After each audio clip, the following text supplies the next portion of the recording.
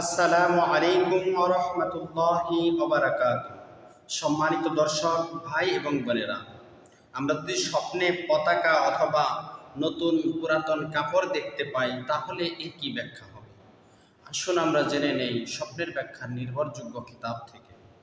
আল্লামা মুহাম্মদ ইবনে সিরিন রহমাতুল্লাহি আলাইহি উল্লেখ করেন, স্বপ্নে কাপড়ের ব্যানার কিংবা পতাকা দেখা, বিভিন্ন প্রকারের যে কোনো প্রকারের হোক পতাকা দেখতে পাওয়া, প্রত্যেক দেশেরই একটা পতাকা আছে, পতাকা দেখতে পাওয়া, হজের উদ্দেশ্যে রওনা হওয়া কিংবা পশ্চিমের কোনো দেশের যাত্রার লক্ষণ।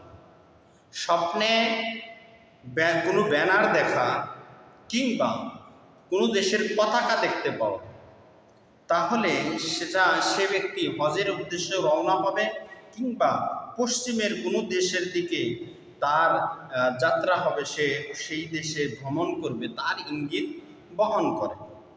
যদি কেউ এমন দুইটি সেরা পুরাতন কাপড় পরিধান করতে দেখে যার একটি কাপড় অপরটির উপর, তাহলে এমন দুইটি কাপড় পরিধান করতে দেখে যার একটি কাপড় অপরটির উপর, এমন কাপড় পরিধান করেছে যে একটির উপর আরেকটি পরিধান করেছে, এরকম দুইটি কাপড় পরিধান করেছে, স্বপ্নে দেখতে পেল, তাহলে স্বপ্ন দোষটা দুশ্চিন্তায় পতিত হবে, তার জীবনে চিন্তা ভাবনা টেনশন চলে আসবে, তার ইঙ্গিত বহন করে। স্বপ্নে নতুন সেরা কাপড়, স্বপ্নে পাওয়া নষ্ট সম্পদের পূর্বাভাস। যদি দেখে যে নতুন কাপড় কিন্তু সেরা, তাহলে বোঝা যাবে সে সম্পদ পাবে, সেগুলো নষ্ট হয়ে যাবে, তার ইঙ্গিত বহন করে।